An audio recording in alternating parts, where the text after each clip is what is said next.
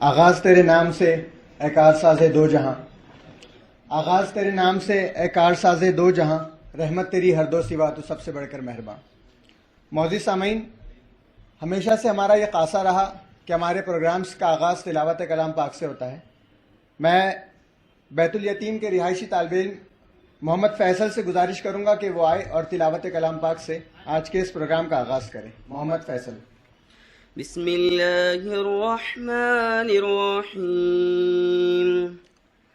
अर्रहमान अल्लमल कुरान खलक़ल इंसान अल्लमहुल बयान अश्शम्सु वल क़मरु बिहुस्बान वन्नज्मु वश्शजरु यस्जुदान वस्समाअ रफ़अहा ववضअल मीज़ान अल्ला तत्ग़ौ फ़िल मीज़ान वअक़ीमुल वज़्न बिल-क़िस्ति वला तुख़्सिरुल मीज़ान वल-अर्ज़ वज़अहा लिल-अनाम फ़ीहा फ़ाकिहतुन वन्नख़्लु ज़ातुल अकमाम वल-हब्बु ज़ुल-अस्फ़ि वर्रैहान फ़बिअय्यि आलाइ रब्बिकुमा तुकज़्ज़िबान। सदक़ल्लाहुल अज़ीम। आज के इस तकरीब की सदारत मारूफ सोशल वर्कर जनाब सैयद रफ़ीक अहमद साहब फरमा रहे हैं, जो कि इस एकेडमी के डायरेक्टर जनाब सैयद रिजवान अहमद साहब के वालिद हैं। बतौर मेहमान एजाज़ी जनाब सैयद शारिक नक्शबंदी साहब मुदीर आला रोज़नामा एशिया एक्सप्रेस। बतौर मेहमान ख़ुसूसी जनाब professor Zakiuddin Sohail, professor Marathwada college.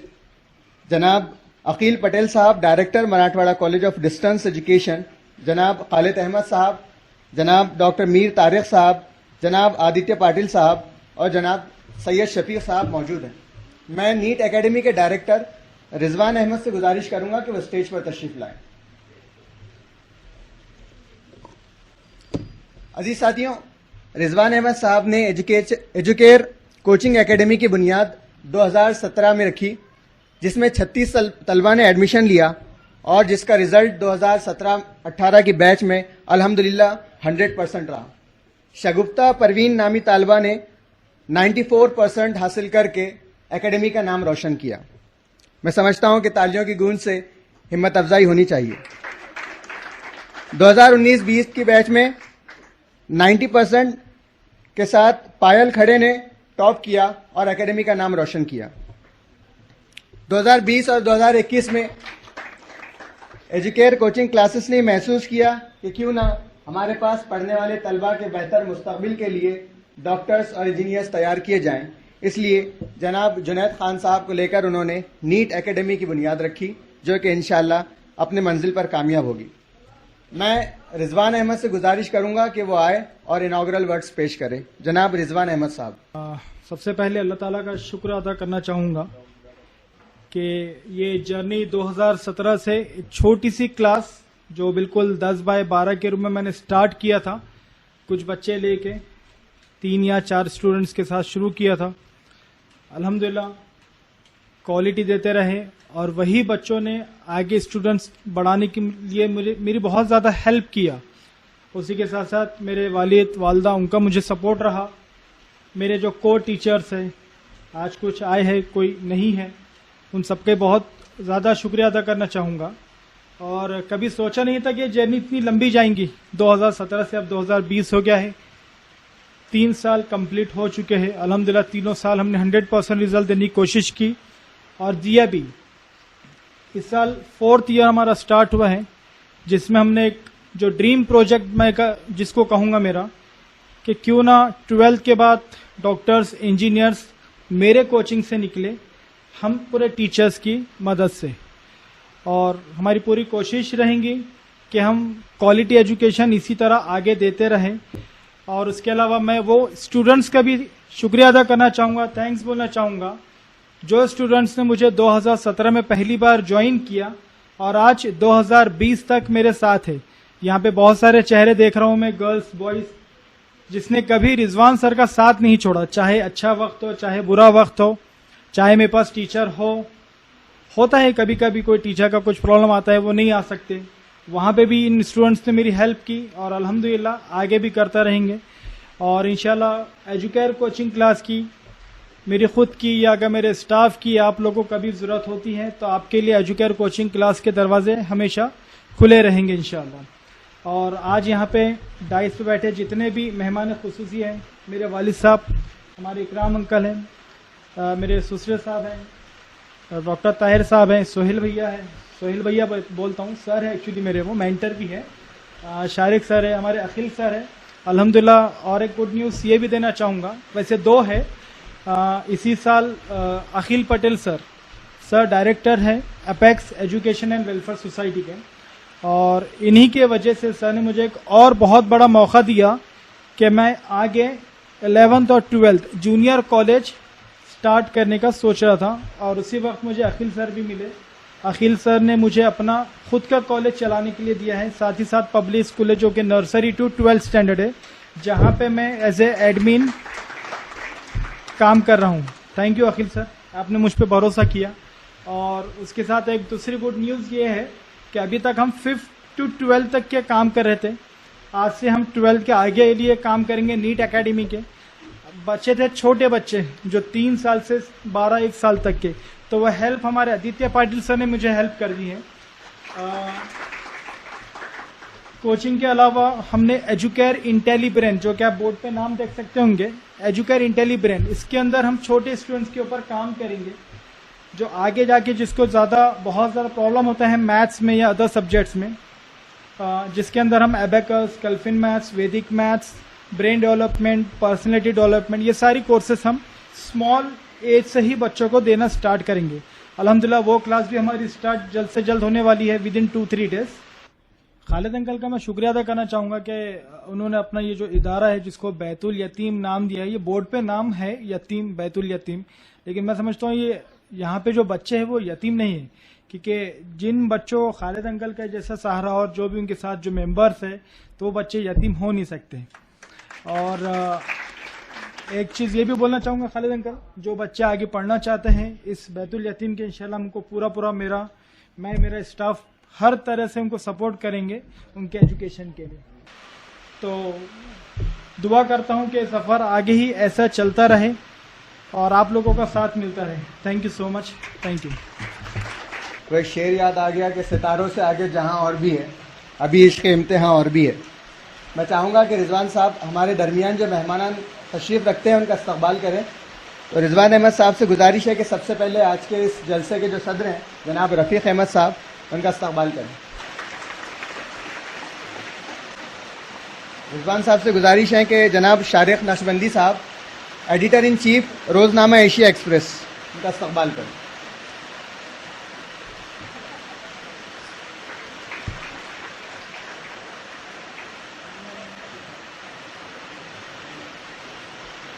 Rizwan साहब से गुजारिश है कि खालिद अहमद साहब का इस्तकबाल करें।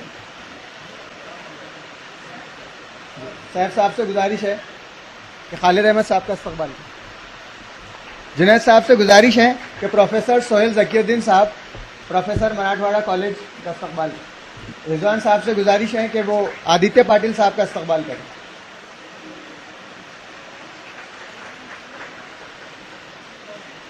हाफिज साहब से गुजारिश है कि अकील पटेल साहब, director Marathwada college of distance education, का इस्तकबाल करें।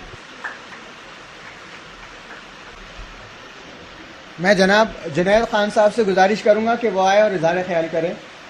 डॉक्टर मीर तारिक साहब के इस्तकबाल के लिए मैं रिजवान अहमद से गुजारिश करूंगा कि वो उनका इस्तकबाल करें।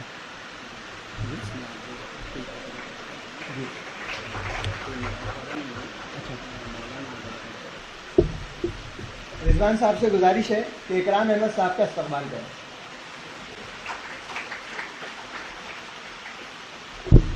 Last but not the list, आज के हमारे जो कन्वेयर है मिर्ज़ा दाऊद आज़द साहब, उनका भी इस्तेकबाल मैं खुद ही करूँगी।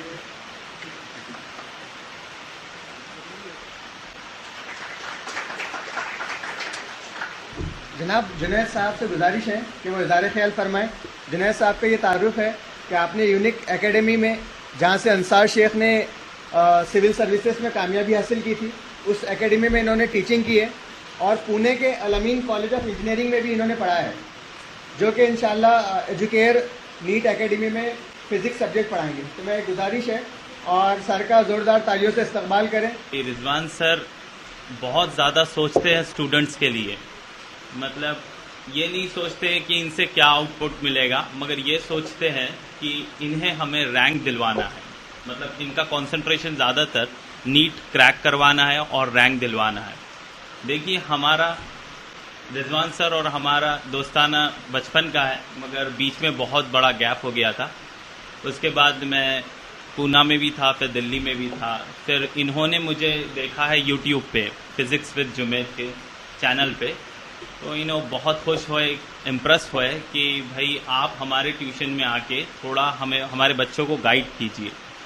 तो मैंने इनकी बात सुना और समझा और मैंने बोला आप कुछ टेंशन ना ले, हम नीट का एक न्यू लॉन्च करेंगे, एड्यू केयर नीट एकेडमी बोल के। तो इन्होंने इस पे एफर्ट्स लिया है और शुरू किया है। तो आप मेरा चैनल भी देख सकते हैं, उसमें डेमो भी देख सकते हैं। और देखिए, जहाँ पर हमारा इंटरेस्ट नहीं होता है वहाँ पर कंसंट्रेशन बनाना बहुत मुश्किल होता है। जैसा मिसाल के तौर पे हम कोई गेम खेलते हैं मोबाइल में, तो हमारा इंटरेस्ट होता है करके हमें कंसंट्रेशन मेंटेन करने की ज़रूरत नहीं पड़ती है, मगर हमारा इंटरेस्ट ज़्यादा पढ़ाई में नहीं होता है तो हमें कंसंट्रेशन बहुत ज़्यादा लगता है।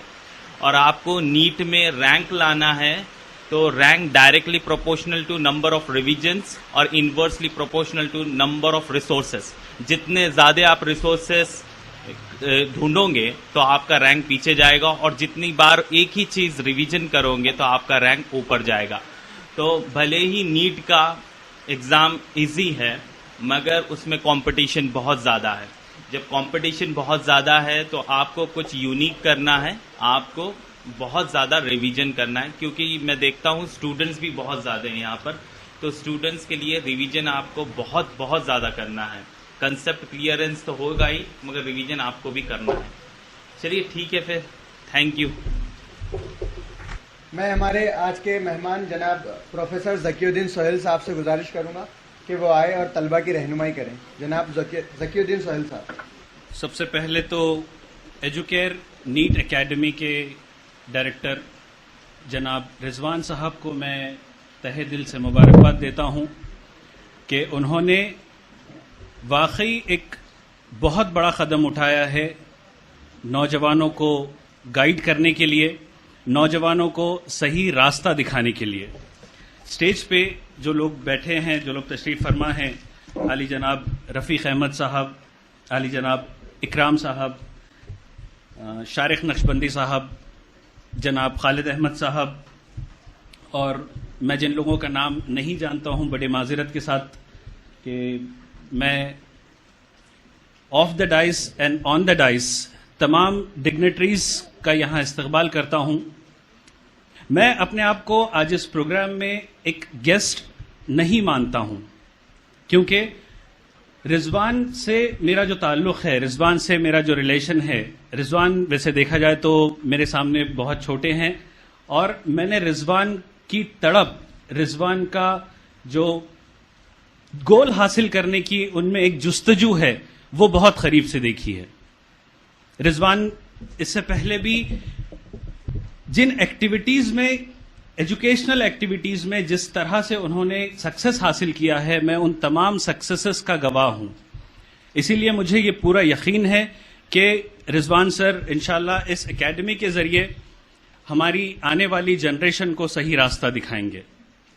रिजवान सर के पास, अब मैं आप लोगों से एक बात कहूं कि आप लोगों का एक प्लस पॉइंट रिजवान सर की एकेडमी में आप जो तालीम हासिल करने वाले हैं, जो नीट के लिए आप एजुकेशन हासिल करने वाले हैं, उसमें नीट की सिलेबस के साथ साथ जो एडॉन्स आपको मिलने वाले हैं, जो उससे आप बोनस कह सकते हैं, जो बोनस आपको मिलने वाले हैं, वो ये है कि रिजवान सर औरंगाबाद ही नहीं बल्कि औरंगाबाद के बाहर भी जो एक्सपर्ट्स फैकल्टीज है उनके कांटेक्ट में है। जिस तरह से अभी जुनैद सर ने बताया कि वो IRS एकेडमी, IAS एकेडमी से रिलेटेड थे, तो ये एक रिजवान सर ही की जुस्तजू थी कि उन्होंने यूट्यूब पे इनके वीडियोस देखे और इनसे कांटेक्ट किया और इन्होंने ये सोचा कि अब मैं औरंगाबाद के शहर के लिए, औरंगाबाद के नौजवानों के लिए, यहाँ के जो 10th और 12th क्वालिफाइड स्टूडेंट्स रहेंगे जो अब डॉक्टर्स और इंजीनियर्स बनना चाहते हैं,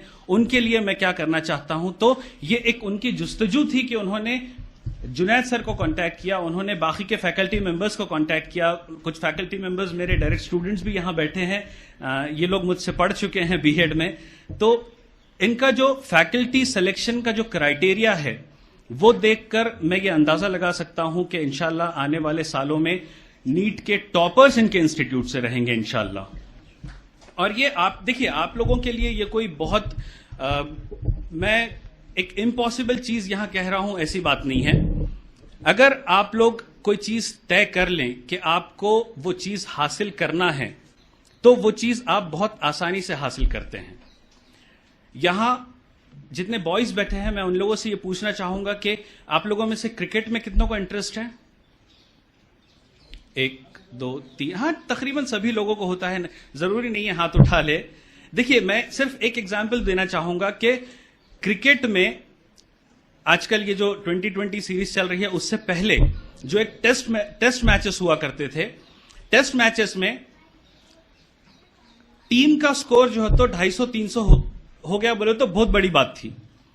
लेकिन और उस दौर में सचिन तेंदुलकर ने 200 रन्स बनाए थे। यह चीज किसी के शानो गुमान में नहीं थी कि कोई एक प्लेयर ही 200 रन्स बना सकता है। और सचिन तेंदुलकर ने वो 200 रन बनाने से पहले तक किसी ने भी 200 रन नहीं बनाए थे टेस्ट मैच में, लेकिन उस शख्स ने कर दिखाया। लेकिन अगर आप टेस्ट मैच सीरीज की हिस्ट्री देखें, अगर आप उसकी तारीख देखें, तो पिछले 35 सालों तक किसी ने भी 200 रन का टारगेट अचीव नहीं किया था। मतलब कि किसी के ये शानो गुमान में नहीं था कि टेस्ट मैच में हम लोग 200 रन बना सकते हैं। लेकिन सचिन तेंदुलकर ने यह सोचा कि भाई, उसने भी कोई टारगेट सेट नहीं किया था, लेकिन वो रन्स पे रन्स बनाता जा रहा था, तो वो 200 पे जाके टिका। मतलब कि जो काम किसी ने 35 साल में नहीं किया था, एक शख्स ने एक टेस्ट सीरीज में कर दिया और 35 साल का रिकॉर्ड टूट गया। और सहवाग ने महज 3 महीने के बाद 200 का सचिन तेंदुलकर का टारगेट तोड़ दिया। मतलब कि सचिन तेंदुलकर ने एक डायरेक्शन दिया था कि it can also be done, this is also possible.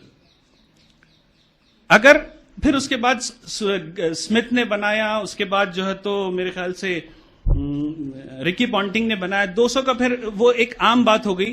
फिर टेस्ट सीरीज में 400-500 का टारगेट देने लगे। मतलब कि आप अगर कोई चीज फोकस करें, किसी चीज के ऊपर कंसंट्रेट करें और किसी चीज को पूरी जुस्तजू, पूरी मेहनत, पूरी लगन से अगर वो चीज आप करते हैं, तो आपके लिए भी कोई चीज इम्पॉसिबल नहीं है। इस साल का जो नीट टॉपर है, कोई बताएगा उसका नाम क्या है? नीट का टॉपर कौन है 2020 का? Yes, Shoaib Aftab. Very good. Shoaib Aftab ने 720 में से 720 नंबर हासिल किए। मतलब कि ये आसान है, ये कोई बड़ी बात नहीं है। अगर शोएब आफ्ताब 720 ले सकता है, तो आप क्यों नहीं ले सकते? अगर 2019 का आप देखें तो नितिन खंडेलवाल ने 701 नंबर लिए थे नीट में। अगर आप 2018 का देखें तो कल्पना कुमारी एक लड़की थी, उसने 691 मार्क्स ली थी नीट में। मतलब कि somewhere when Kalpana Kumari scored 691 marks, तो somewhere Nitin Khandelwal was student. उसने ये देखा कि अगर कल्पना 691 मार्क्स ले सकती है, तो मैं 691 क्यों नहीं क्रैक कर सकता हूं?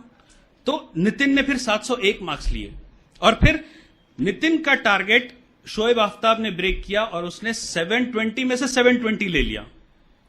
तो अब आप लोग जो नीट का एग्जाम देना चाहते हैं, जो एमबीबीएस करना चाहते हैं, जो मेडिकल फील्ड में आना चाहते हैं, आप लोगों को नीट क्वालिफाई करना जरूरी है।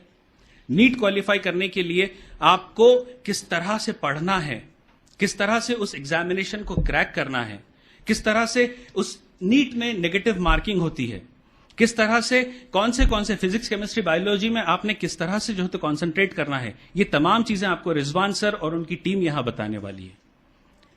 सबसे पहले एक चीज आप लोग ये तय कर लीजिए कि अगर आपने एजुकेयर एकेडमी में एडमिशन ले लिया है और आपको एक कामयाब डॉक्टर बनना है, तो आपको एक टारगेट फिक्स करना है और उस टारगेट को अचीव करने के लिए दिन रात मेहनत करना है। एक सबसे बड़ी गलतफहमी आम लोगों में है। जनरली मैं जब स्टूडेंट से इंटरैक्ट करता हूं और उनके प्रॉब्लम्स जानने की कोशिश करता हूं, तो सबसे मेन प्रॉब्लम यह होता है कि हमारे स्टूडेंट्स इंफीरियरिटी कॉम्प्लेक्स के शिकार होते हैं, हमारे स्टूडेंट्स एहसास कमतरी का शिकार होते हैं। उस चीज को निकाल फेंकिए अपने दिल दिमाग से। अशरफुल मखलूकात है हम में किसी चीज की कमी होना चाहिए, मैं इसमें वीक हूं, मुझे ये चीज नहीं आती, मुझे ये सब्जेक्ट का नॉलेज नहीं है। ये सारी नॉलेज आपको गेन करने के लिए आपको अपने जहनों के दरीचे खोलना है। आपको ये चीज भूल जाना है कि मैं इसमें वीक हूं, मैं इसमें वीक हूं। आपको अपनी स्ट्रेंथ को आइडेंटिफाई करना है, आपके अंदर क्या क्या सलाहियतें हैं, उन सलाहियतों को आइडेंटिफाई करना है और उन सलाहियतों का सही सही इस्तेमाल करना है। अगर शोएब आफ्ताब ये सोचता कि मैं थोड़ा सा फिजिक्स में वीक हूं, मैथ्स तो मेरे को बराबर आ जाता है, लेकिन बायोलॉजी में मैं वो कवर कर लूंगा, तो वो 720 में से 720 कभी भी अचीव नहीं कर पाता था। अगर आपको एक कामयाब डॉक्टर बनना है, अगर आपको एक कामयाब नीट का रैंक होल्डर बनना है, अगर आपको गोल्ड मेडल हासिल करना है, तो ये तमाम जो ऑब्स्टेकल्स आपके रास्तों में आते हैं कि ये मैं कैसा क्रैक करूंगा, वो मैं कैसा क्रैक करूंगा, तमाम ऑब्स्टेकल्स को आपको जहन से निकाल के फेंक देना है और आपको ये सोचना है कि मेरे लिए कोई चीज इंपॉसिबल नहीं है। अगर मैं एक टारगेट अचीव करता हूं तो वो टारगेट 12th के बाद मुझे ये एग्जामिनेशन क्रैक करने के लिए 11th 12th उसके बाद का जो टाइम है वो मुझे किस तरह से अपना टाइम यूटिलाइज करना है। आज हम ये देखते हैं कि हमारी पहले की जनरेशन या हमारी आने वाली जनरेशन, हर एक के हाथ में स्मार्टफोन है। आज घर में 3 जनरेशन अगर एक साथ है तो दादा का अलग मोबाइल है, बेटे का अलग मोबाइल है और पोते का अलग मोबाइल है। अब ये क्या करना, चलो ऑनलाइन क्लासेस हो रही बोल के बच्चों के हाथ में मोबाइल देना जरूरी है। ये एक रीजन या एक बहाना हर एक के पास है, लेकिन उस रिसोर्सेज भरे एंड्रॉइड फोन का, उस रिसोर्सेज भरे स्मार्टफोन का हम किस तरह से इस्तेमाल करते हैं, ये हमको सोचना है। हम ये देख रहे हैं कि इंस्टाग्राम पे फलां के इतने फॉलोअर्स है, फेसबुक पे फलां के इतने फॉलोअर्स है, व्हाट्सएप पे फलां का ये वीडियो आ गया, टिकटॉक पे फलां का ये चीजें आपको डिस्ट्रैक्ट करने वाली चीजें हैं। सोशल मीडिया अगर आप इस्तेमाल करेंगे तो आप अपने टारगेट से डाइवर्ट होने वाले हैं। अगर आपको अपना टारगेट अचीव करना है तो इन तमाम चीजों से आपको बचते हुए निकलना है। आपको आपके फायदे की चीज क्या है ये आइडेंटिफाई करना जरूरी है, आपको आपके नुकसान की चीज क्या है ये आइडेंटिफाई करना जरूरी है। 24/7 ना तो आपके टीचर्स ना तो आपके पेरेंट्स आप पे नजरें गाड़ के बैठने वाले हैं कि आप मोबाइल में क्या देखने वाले हैं। ये उन लोगों ने आप पर एतमाद किया, उन लोगों ने आप पर भरोसा किया, तो अब आपको उनके भरोसे को, उनके एतमाद को सही साबित करना है कि आपने हम पे जो भरोसा किया था, जो एतमाद आपने जाहिर किया था, वो अब हम टारगेट अचीव करके बताएंगे। आपके हाथ में आज on your tips of your finger the whole world is there. आप इंटरनेट पे कुछ भी सर्फ जो है तो ढूंढिए, आप जो है तो किस तरह से नीट को अलग अलग तरीके से आप क्रैक कर सकते हैं, किस तरह से कॉम्पिटिटिव एग्जाम्स को आप क्रैक कर सकते हैं, किस तरह से आप IAS IPS ऑफिसर बन सकते हैं, इन तमाम चीजों को आप वहां पे ढूंढ सकते हैं। तो ये आपको तय करना है, आपको डिसाइड करना है कि आप सोशल मीडिया का इस्तेमाल किस तरह से करने वाले हैं। जो लोग नीट का, जिन लोगों का रिजल्ट आ चुका है, मैं उन लोगों के लिए बताना चाहूंगा कि you have to be very careful while filling your forms. जो एक ऑल इंडिया लेवल का जो फॉर्म है वो किस तरह से भरना है, स्टेट लेवल का फॉर्म जो है वो किस तरह से भरना है, किस तरह से आप हर राउंड में एलिजिबल हो सकते हैं, या आपके एक्सपर्ट्स जो है तो आपको गाइड करते रहेंगे। लेकिन वो डेट्स आपसे मिस नहीं होनी चाहिए, वो डेट्स का पूरी तरीके से ख्याल रखिए। और इंशाल्लाह मुझे अब पूरी उम्मीद है, पूरा कॉन्फिडेंस है कि इस एकेडमी के जरिए आने वाले सालों में औरंगाबाद शहर को अच्छे से अच्छे डॉक्टर्स और इंजीनियर्स मिलेंगे। और मैं ऑर्गेनाइजर्स को मुझे यहां बुलाने के लिए शुक्रिया अदा करता हूं और आप लोगों का वक्त लिया इसलिए आपका भी शुक्रिया अदा करता हूं। Thank you very much. अभी सोहेल ज़कीउद्दीन साहब जो बात कर रहे थे एहसास कमतरी की, तो एहसास कमतरी में सबसे पहली जो चीज़ आती है वो ये है कि मैं उर्दू मीडियम का तालिब इल्म हूँ या मैं मराठी मीडियम का तालिब इल्म हूँ, और मैं नेशनल लेवल पर कैसे इंग्लिश सब्जेक्ट को ऐसे कॉम्पीट कर सकता। अगर आप हिस्ट्री देखेंगे तो शाह फैसल ने मेंस में उर्दू सब्जेक्ट लिया था, जिसके बावजूद वो यूपीएससी में टॉप करता है। तो ऐसी बहुत सी तारीखें हैं। जो अभी ज़कीउद्दीन सोहेल साहब आपसे उर्दू में खिताब कर रहे थे, वो अंग्रेजी मीडियम के तालिब इल्म हैं। तो कितनी ऐसी मिसालें हमको मिलती हैं, लेकिन जुबानों का इस पर नहीं बल्कि हमारी मेहनतें इसमें शामिल होती हैं मंजिलों तक पहुंचने में। मैं जनाब आदित्य पाटिल साहब से गुजारिश करूंगा कि वो इज़हार ख्याल करें। हेलो हेलो कीजिए, हेलो, जोर से जोर से। चलो ठीक है। सबसे पहले मैं आपका शुक्रिया अदा करना चाहता हूं, क्योंकि कोरोना की महामारी, ऊपर से बारिश चालू है और उतने आप परेशानी में आप यहाँ पे आए हो क्वांटिटी में, तो आपका तहे दिल से मैं शुक्रिया अदा करना चाहता हूँ और अभिनंदन भी करना चाहता हूँ। ठीक है, सबसे पहले तो मेरा सब्जेक्ट है अबेकस। अबेकस कौन कौन जानता है? अबेकस जानते हो आप? में अबेकस पता है? हाथ ऊपर कीजिए। किसके लिए बेटा बोलो? मैथमेटिक्स के लिए। गुड। और महिलाओं में, लेडीज में? अबेकस से क्या होता है? मेरा विषय ही वो है, इसलिए मैं अबेकस के बारे में बात करूंगा। अबेकस से और क्या होता है?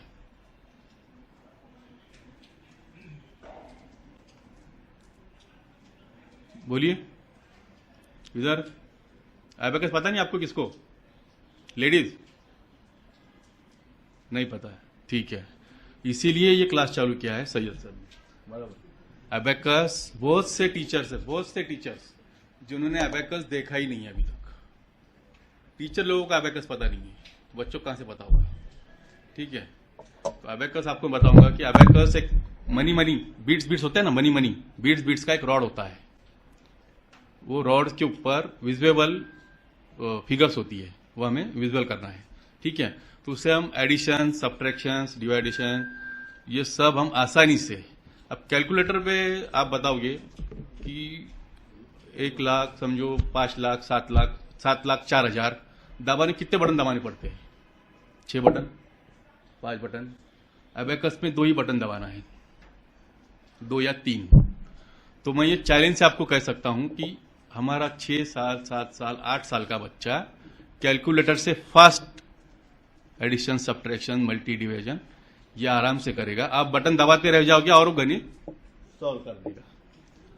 ये अबेकस की मेथड है। आप बोलोगे कि इसमें लेवल्स है, पहली, दूसरी, तीसरी, चौथी लेवल्स है। फर्स्ट लेवल और सेकंड लेवल ये बेस ही है अबेकस का। बहुत जन ये करते हैं कि फर्स्ट लेवल करते हैं, सेकंड लेवल करते हैं और छोड़ देते हैं। समझ में नहीं आता सर, समझ में नहीं आ रहा है, ये बिल्कुल गलत है। सबसे मेन ये चीज है कि आपको अबेकस समझा ही नहीं, आपने अबेकस छोड़ दिया। अबेकस की बेसिक आपको चालू होगा, फर्स्ट सेकंड ये बेस हो गया। थर्ड लेवल से आपको मल्टी, एडिशन, डिवीजन ये चालू होगा। फिर आप ये बोलोगे कि सर ये अबेकस का फिर इस्तेमाल बच्चे कंटिन्यू करेंगे, एग्जाम में तो ये चलेगा नहीं। बराबर, एग्जाम में इसकी जरूरत ही नहीं है, क्योंकि इसकी जरूरत ही नहीं गिरेगी आपको बाद में। बच्चों को अबेकस की जरूरत ही नहीं गिरेगी बाद में। क्यों नहीं गिरेगी बताओ आप? सोचो। अबेकस से प्रैक्टिस कर करके राइट ब्रेन और लेफ्ट ब्रेन, अपना डावा मेंदू, उजवा मेंदू, राइट ब्रेन और लेफ्ट ब्रेन एक्टिव होता है। कैसे क्या? तो दोनों हाथ से, दोनों उंगलियों से उसकी मूवमेंट से। ठीक है, इससे क्या होगा? Right brain, left brain active हो गया। ठीक है, अब इसमें से बहुत से महिला ही है, तो आंख बंद करो प्लीज। आपको घर दिख रहा है, रोड दिख रहा है, आप कहां से आए? ठीक है, आपने टाइप राइटर देखा है? टाइप उंगली रख देते हैं, बगैर देखे टाइप करते हैं। क्यों करते बताओ? हैबिट हो गई, प्रैक्टिस हो गई, हैबिट हो गई, राइट। और हैबिट क्यों हो गई बेटे? हैबिट क्यों हुई? प्रैक्टिस की वजह से हैबिट हुई। तो हैबिट हमारे लेफ्ट ब्रेन में फिट हो गई। वो याद रखने की जरूरत नहीं है। घर में रिमोट है, टीवी है, रिमोट टूट गया, फूट गया, हम चेंज करते हैं तो हमें 4 दिन तकलीफ होती है ऑपरेट करने को। क्यों होती है? क्योंकि हमें पहले के रिमोट की हैबिट होती है। सही है? हम पुराना रिमोट तो हम बगैर देख के ऑपरेट करते हैं, चैनल आवाज कम ज्यादा चैनल बदलते हैं। नए रिमोट से तकलीफ क्यों हो रही है आपको? 4 दिन क्योंकि उसकी हैबिट नहीं है। ठीक है, सेम एबेकस वही चीज है, बाद में एबेकस की बच्चों को जरूरत नहीं गिरती, एबेकस पूरा क्लियर बच्चों को दिखता है। This visible 1 2 3 4 without abacus, visible बोलते हैं उसको। ये बच्चा 3rd 4th लेवल से करना चालू कर देगा बिफोर कैलकुलेटर से फास्ट। और मैथ को 100% सपोर्ट। अभी आपने सुना होगा कि 427 का टेबल आता है, 427 का टेबल, 200 का टेबल, 300 का टेबल, 250 का टेबल। बहुत बच्चों को 10 तक टेबल भी नहीं आते, 12-15 तक टेबल भी नहीं आते। तो ये आसानी से टेबल भी याद रख लेगा बच्चा अबेकस करने वाला। तो मैथ को 100% सपोर्ट। अबेकस हो गया 6 साल +6 से लेके 13 साल तक के लिए। ठीक है, और उसके पहले जो है कल्फिन मैथ, सर ने जैसे बताया कल्फिन मैथ भी है। तो कल्फिन मैथ है 4, 5, 6 साल के लिए बिफोर अबेकस, जो बच्चों को फिगर भी नहीं पता है। जी सर बोल रहे थे भाई आप नीट की एग्जाम लो, इसका एग्जाम लो, 10वीं 12वीं का करो, 11वीं 12वीं का करो। तो ये इसके लिए ब्रेन डेवलप होना चाहिए ना। जिसका ब्रेन डेवलप ही नहीं है तो नीट में कहां से टॉपर होगा। तो वो सर वही चीज हमारे से लिए है, ब्रेन डेवलपमेंट क्लास। वैदिक मैथ सुना है, वैदिक मैथ सुना है, वैदिक मैथ कितने कितने सुना है, वैदिक मैथ्स इसमें सुना होगा किसने, वैदिक मैथ्स, मैजिक मैथ। ठीक है, और हमारा calligraphy, hand writing improvement, English, spoken English, ये तो सुना है बराबर। मिड ब्रेन सुना है, मिड ब्रेन सुना है आपने। थंब होते हैं फिंगरप्रिंट्स, उसके ऊपर से एक टेस्ट होता है, वो हमारे ब्रेन से रिलेटेड होता है, उसका भी एक टेस्ट होता है। ठीक है, ये सारे कोर्सेस सर ने फ्रेंचाइजी ली है। किसको कोई डाउट है अबेकस के बारे में, कुछ पूछना है? वो से महिलाएं, उनके बच्चे, छोटे बच्चे होंगे, आपके भाई होंगे छोटे। ठीक है सर, सर ने हमारा सेंटर लिया है, सर का हम फ्रेंचाइजी सर्टिफिकेट यहां देंगे। आइए रिजवान सर, मैडम आइए, अभी आइए।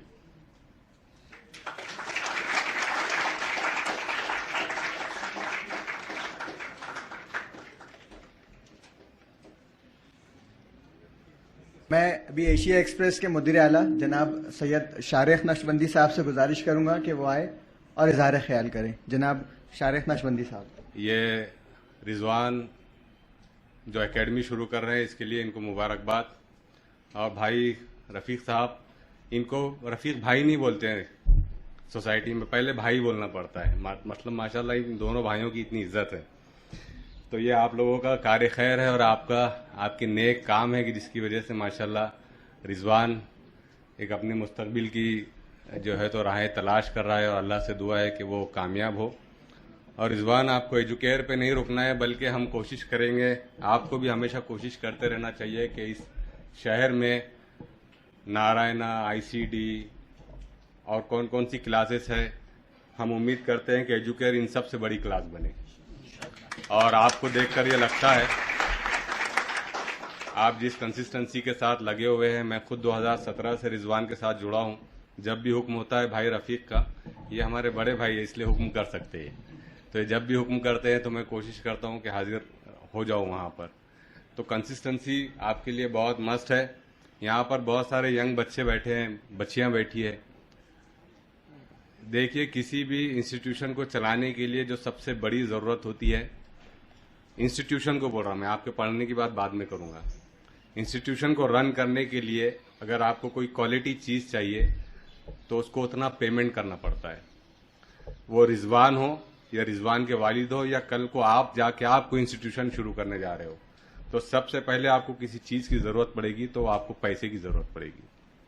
अगर हम सही वक्त पर रिजवान को उनके फीस पे करते रहेंगे तो रिजवान भी पूरी जुस्तजू के साथ अच्छे से अच्छे क्वालिटी टीचर्स लाकर आप लोगों को बेहतरीन एजुकेशन प्रोवाइड करने की कोशिश करेंगे इंशाल्लाह। तो कोशिश कीजिए कि रिजवान के हौसले को कम मत होने दीजिए। रिजवान कोई लैंडलॉर्ड नहीं है, या शारिक नक्शबंदी कोई लैंडलॉर्ड नहीं है। ये समाज की और माशरे की जिम्मेदारी होती है कि हम रिजवान को संभालें, रिजवान हमको संभाले।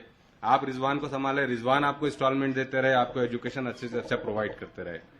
तो कोशिश कीजिए कि रिजवान को वक्त पर फीस अदा करे। बहुत अच्छी अच्छी बातें होती है इंस्टीट्यूशन में, गुलाब के फूल दिए जाते हैं, इस्तकबाल किए जाते हैं, लेकिन ये सब मैनेज करने के लिए रिजवान को कितने पापड़ बेलना पड़ रहा है या किसी भी इंस्टीट्यूशन को कितने पापड़ बेलना पड़ रहा है, उसका अंदाजा आमतौर से स्टूडेंट्स को नहीं होता है, पेरेंट्स को नहीं होता है। तो पेरेंट्स की भी जिम्मेदारी है, बहुत बड़ी तादाद में हमारी यहाँ पर माएँ बहनें मौजूद है, कि अपने बच्चों के एजुकेशन के लिए आप कितनी सेविंग कर सकते हैं उस पर सोचिए। आपके घर में अगर कोई प्रोग्राम है, शादी है, चिल्ला है, जुमागी है, तो उसके लिए कपड़े बनाने के लिए सेविंग जरूर होती है, लेकिन जब बच्चों के फीस की बात होती है तो वहाँ सेविंग नहीं होती है। बहुत सारे मेरे नौजवान साथी यहाँ बैठे हैं, ब्रांडेड शूज, अभी बिलियनियर बिल्कुल ऑफर चल रहा है तो ब्रांडेड शोरूम शूज खरीदने की कोशिश करेंगे, जैकेट खरीदने की कोशिश करेंगे, हेडफोन खरीदने की कोशिश करेंगे, लेकिन भाइयों सबसे पहले आपकी जरूरत है कि आप एजुकेशन पे खर्च करें, आप सेविंग करें। आपकी ये तमाम जरूरियात जो है तो पूरी हो सकती है जब आप अच्छे से अच्छे मार्क्स लेकर जब अपनी लाइफ सेट कर लेंगे, तो इंशाल्लाह आप बहुत अच्छे से अच्छी जिंदगी गुजार सकते हैं। तो ये बात है हमारी रिजवान को सपोर्ट करने की। हम दामे दर में सुखने इंशाल्लाह हमेशा हमारे भतीजे के साथ खड़े रहेंगे, इसलिए कि इस उम्र में अगर हम इसको सपोर्ट करेंगे तो ये आगे जाकर अपने से जूनियर को सपोर्ट करने के लायक बनेगा। मेरी अपनी समझ ऐसी है। दूसरी ये है कि अब बहुत बच्चियां हमारी यंग बैठी है, लड़के बैठे हैं, अब आप लोग लाइफ का बहुत टर्न ले रहे हैं, बहुत खतरनाक स्विंग टर्न है अब आपके पास। 11-12 में आप आ गए हैं, नीट करने आ रहे हैं। जरूरी नहीं है कि यहाँ जितने बच्चे बैठे हैं सब नीट में टॉप करें, नहीं हो सकता। अगर सभी डॉक्टर बनेंगे तो फिर इंजीनियर कौन बनेंगे, फिर जर्नलिस्ट कौन बनेंगे, फिर एंकर कौन बनेंगे, मीडिया में कौन जाएंगे, अच्छे सियासतदान कौन बनेंगे। तो कहने का मतलब आपको हौसला शिकन नहीं करो, नीट में ट्राई जरूर कीजिए, लेकिन अगर नीट में आप खुदा ना खास्ता अगर आप फेल हो रहे हैं तो सेकंड ऑप्शन पे जरूर आप एक कंसंट्रेट करके रखिए। हमेशा ऑप्शंस के साथ जिंदगी गुजारने की कोशिश कीजिए। अगर एक ऑप्शन में आप फेल हो रहे हैं तो आपके पास दूसरा ऑप्शन होना चाहिए, तो आपको सेटबैक नहीं बैठेगा, आपके हौसले कम नहीं होंगे, आपके पास जिंदगी की राह खुली रहेगी। और देखिए, सिर्फ डॉक्टर और इंजीनियर का सपना सोचना जो है तो देखना छोड़ दीजिए। बहुत सारे मौके हैं आपके पास, ये पहली सीढ़ी है आपकी सक्सेस की।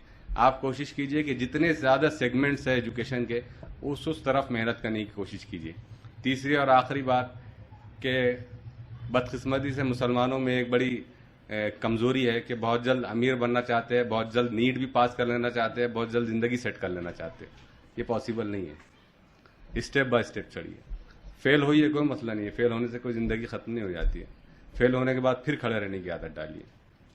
वो तिफल क्या गिरे, क्या है सर शेर, वो गिरते हैं शह सवार मैदान जंग में, वो तिफल क्या गिरे जो घुटनों के बल चले। और ये हमारा शेवा है, और ये अल्हम्दुलिल्लाह मुसलमानों का शेवा है कि गिरने के बाद फिर खड़े रहने की आदत डालिए। गिरने के बाद डिप्रेस मत होइए, फेल होने के बाद घर का टेंशन बढ़ाइए मत, बल्कि फिर खड़े रहने का अपने आप से वादा कीजिए, अपने कीजिए। और एक आखिरी बात कि यहाँ पर जितने यंगस्टर मौजूद है, आपको औरंगाबाद में नहीं रहना है, औरंगाबाद से बाहर निकलिए, अपने टैलेंट को इस्तेमाल कीजिए। आपके लिए कंपनियां मुंतजिर बैठी है। एक जो हमारे जहनों में और दिलों में एक बात जो बिठा दी गई है कि ये स्कार्फ पहनती है या आप दाढ़ी रखते हैं या आप मुसलमान हैं तो आपके साथ कंपनियां या सरकार भेदभाव करती है। मेरा तजुर्बा बता रहा हूं मैं आपको, मेरा नहीं बल्कि जितने आज कॉर्पोरेट लेवल में लोग काम कर रहे हैं, आप उनसे पूछिए, खुद रिजवान के पास बहुत सारे अब लोग कॉर्पोरेट के जुड़ने वाले हैं, कि आपका मजहब आपकी तरक्की में रुकावट कभी भी नहीं बन सकता। इस मुल्क में, इस देश में अंबानी हो, अडानी हो, बड़े से बड़ा कॉर्पोरेट जगत होने दो, कंपनी होने दो, उसको खान, पठान, सैयद से कोई लेना देना नहीं है। वो ये देख रहा है कि ये बच्चा हमको कितना बिजनेस दे सकता है, और वो गट्स सिर्फ हमारी कौम में बिजनेस लाने के आप में ही है। आप ही किसी से आंखों में आंखें डाल के बात कर सकते हैं, आप ही कोई अच्छे प्रोडक्ट को बेच सकते हैं, आप ही एक बेहतरीन डॉक्टर बन सकते हैं। तो कोशिश कीजिए अपने उस एक जो आपको जहनी तौर पे गुलामी में जकड़ा जा रहा है कि स्कार्फ पहन लेंगी तो तेरी तरक्की नहीं होगी। देखिए, कास्ट फैक्टर इस देश में है, हुकूमतों की बुनियाद पर होता है, लेकिन जैसे जैसे ग्लोबलाइजेशन हो रहा है, दुनिया जो है तो ग्लोबलाइजेशन की तरफ दौड़ रही है, कमर्शलाइजेशन हो रहा है, तो अब हुकूमतों के हाथ में कुछ नहीं बच रहा है, सब कुछ आ रहा है इंडस्ट्रियलिस्ट के हाथ में। तो आपका मजहब आपकी कभी भी तरक्की में रुकावट नहीं बन सकता। आप अपने आप में ये तय कर लीजिए कि मेरा टैलेंट है और मेरे टैलेंट से मैं इस कंपनी को फायदा पहुंचाऊंगा। तो आपके सामने फिर कोई होने दीजिए, कोई आपका कुछ नहीं बिगाड़ सकता है। तो ये कुछ चंद बातें थी जो मैंने अपने तजुर्बे के बुनियाद पर रखा। एक मरतबा फिर मैं रिजवान को मुबारकबाद देता हूँ और आप लोगों से रिक्वेस्ट करता हूँ कि फीस वक्त पे दिया कीजिए प्लीज। जज़ाकल्लाह, शुक्रिया। शारिक भाई की स्पीच से ये बात का अंदाजा हुआ कि शारिक भाई को इफ्तिताही कलमा देने चाहिए थे। मैं आफ्ताब फिल्म्स के डायरेक्टर जनाब खालिद अहमद साहब से गुजारिश करूंगा कि वो इजहार ख्याल करें। जनाब खालिद अहमद साहब। जनाब शफीक अहमद साहब, जनाब इकराम अहमद रज़ाक़ी साहब, जनाब सैयद रफ़ीक अहमद साहब, सोहेल ज़कीरुद्दीन, ये सब मेरे दोस्त हैं। शाकिर नहीं, दोस्त एक है सोहेल। ठीक है, सोहेल जो है ठीक कह सकते हैं। एक मेरा भांजा भी है जो बैठा हुआ है नीचे मुंडी करके, शारिक नक्शबंदी। तो बच्चों, मैं आपका इस इदारे में बहुत इस्तकबाल करता हूँ। ये इदारा जहाँ आप तशरीफ़ रखे हैं, ये एक बैतुल यतीम है। यहाँ पर यतीम बच्चे अपनी तालीम और तरबियत को में मशगूल रहते हैं। हमने कोशिश ये की कि हम कुछ जो है तो जैसा कि कहते हैं कि जब आपको कोई तोहफा दे तो आप उसको बेहतर बदल दें, हदीस भी है। तो हम सोचा कि चलो हम कुछ कोशिशें करते हैं कि हम कुछ वापस करें, पे बैक टाइम जिसको भी कहा जाता है। तो हमने कुछ कोशिशें की हैं। हमारे पास कुछ क्लासेस ऑलरेडी चलती हैं, जैसे कि यूपीएससी की क्लास चलती है हमारे पास, और अलग अलग कई क्लासेस चलती हैं। अभी लॉकडाउन की वजह से कुछ बंद है। तो नीट के लिए ये भी मेरा भतीजा है रिजवान, जिसे हम पप्पू कहते हैं। तो जाहिर सी बात है कि मेरा भतीजा कोई चीज़ शुरू करता है, वो मेरे लिए बाहर से फ़ख्र है। इसीलिए हमने उनको परमिशन भी दी। और मैं आपसे ये कहना चाहता हूँ कि देखिए, अभी शारिक ने कहा कि आपका मज़हब नहीं देखा जाता, देखा जाता है। ये जो लाइट आप देख रहे हैं ना, ये मिस्टर शू के पास से लाए हैं, मैंने मंगवाए। ये शू मेरे दोस्त हैं। इन्होंने मुझसे कहा था, खालिद भाई, कि मेरे को यार मेरे कारोबार में मुस्लिम बच्चे देखो। मैं बोला साहब क्यों? तो यार बहुत ईमानदार रहते यार वो। तो देखा जाता है आपका मजहब, शारिक साहब, मैटर करता है मजहब। उन्होंने मुझसे ये कहा है कि गुलमंडी में मेरी एक दुकान है, जो एक लड़का है जो भुकरदन का है, मुस्लिम है वो, और वो कभी उस दुकान पर जाकर चेक नहीं करते कि वो क्या कारोबार कर रहा है। वो शाम में आके रोज हिसाब देता है। उन्होंने कहा कि मैं कई साल से उस दुकान पर गया भी नहीं। तो मजहब मैटर करता है। लेकिन इसके अलावा आज का जो ग्लोबलाइजेशन का दौर चल रहा है, पहले देखा जाता था कि आजकल तो मोदी साहब आए हैं, सारा ही प्राइवेटाइजेशन कर रहे हैं वो। इसमें कुछ लोगों को परेशानी हो सकती है, लेकिन उन लोगों के लिए कोई परेशानी है जिनके अंदर एबिलिटी है, क्वालिफिकेशन है, उन्हीं लोगों को उठाएंगे वो प्राइवेटाइजेशन वाले, वो प्राइवेट कंपनियां। वो कोई नहीं देखेंगे दाढ़ी कितनी बड़ी है, ये इस बच्ची का स्कार्फ कितना छोटा है। बहुत सही कहा शारिक ने। आपके मजहब को कोई नहीं पूछेगा, आपको देखेंगे आप इस कंपनी के लिए कितने फायदेमंद हैं, वो आपका फायदा तलाश किया जाएगा और आपको उसके हिसाब से पेमेंट की जाएगी। अच्छी सर्विसेज आपके लिए मुहैया हो जाएगी। तो वो कोई जो है ये मत डरिए, जमाने से मत डरिए, और रिस्क बहरहाल अल्लाह की तरफ से है, वो कोई नहीं छीन सकता। किसी की जरूरत नहीं है कि मुझसे मेरा एक लुकमा भी मुझसे छीन ले, या किसी की जरूरत नहीं है कि मुझको एक लुकमा भी ज्यादा दे दे। तो कतई मत डरिए, कोई प्रॉब्लम नहीं है। जिंदगी जीना है सारे लोगों के लिए, वही ऑक्सीजन हम लेते हैं जो हम लेते हैं, वही एमसीए का पानी पीते हैं जो हम पीते हैं। तो बिल्कुल बेफिक्र रहिए, पूरी ईमानदारी से एग्जाम दीजिए, पढ़िए। रिजवान ने जो मौका आपको दिया है उसका पूरा फायदा उठाइए।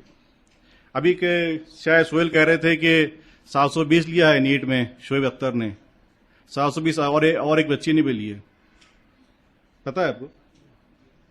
720 मार्क्स लेने वाले एक सिर्फ शोएब नहीं है, एक और लड़की है, लेकिन ओवरऑल जो है उसके जो मार्क्स कम पड़े हैं इसकी वजह से वो टॉपर नहीं कहलाई। और इतनी जो है ये आप लोगों की जो है मेहनतें हैं, ये लगन, वो इस अंदाज से होनी चाहिए कि आप एक टारगेट बना लें कि मैं जिंदगी में ये बनूंगा, और ख्वाब देखो, आप बेहतरीन ख्वाब देखने चाहिए, बड़े बड़े ख्वाब देखो। जब आप ख्वाब देखेंगे तो ताबीर की तरफ जाएंगे। तो हर बच्चा हर बच्ची ख्वाब देखे, बड़ा बनने का ख्वाब देखे। मेरी बेटी ख्वाब देख रही है कलेक्टर बनने का, वो पढ़ती भी है और काफी मेहनत कर रही है वो। मैं आपको एक वाक़या कहकर आपकी ज्यादा बोर नहीं करना चाहता हूं। ये जो लाइट का जिक्र मैंने किया है, इसी लाइट के हवाले से एक मामला ये भी है कि मैं एक सवाल करता हूं आपसे कि लाइट किसकी इजाद किसने की थी, ये बता सकेगा? पूरा नाम? Yes, Thomas Edison. Thomas Edison जब बहुत छोटा था तो उसके स्कूल के हेडमास्टर ने उसको एक लेटर दिया और कहा कि जाके अपनी मां को दे देना। एडिसन वो खत लेकर अपनी मां के पास गया। मां ने वो खत पढ़ा तो एडिसन बहुत गौर से अपनी मां के चेहरे पर देख रहा था कि टीचर ने क्या लिखा है।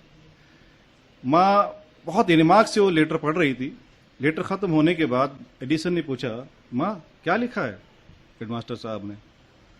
तो मां ने कहा है कि बेटा उन्होंने लिखा है कि तुम्हारा बेटा एडिसन बहुत होशियार है, बहुत चालाक है, बहुत काबिल है, इतना काबिल है कि हमारा स्कूल उसको पढ़ा नहीं सकता। इतनी काबिलियत इसके अंदर कि हम तो काबिल ही नहीं है इसको पढ़ाने के। आप इसको किसी अच्छे स्कूल में डाल दो इसको। चुनाचे मां ने उसको दूसरे स्कूल में डाल दिया। जमाना गुजरता गया, एडिसन बहुत बड़ा नहीं बना। ये लाइट उसने ईजाद की, बहुत कुछ किया उसने। फिर एक रोज उसकी मां का इंतकाल हुआ। मां के इंतकाल के बाद उसने उसको दफन किया और फिर अपनी मां के जो है पुरानी चीजें वो देखने लगा तो एक संदूक में उसे वही लेटर मिला।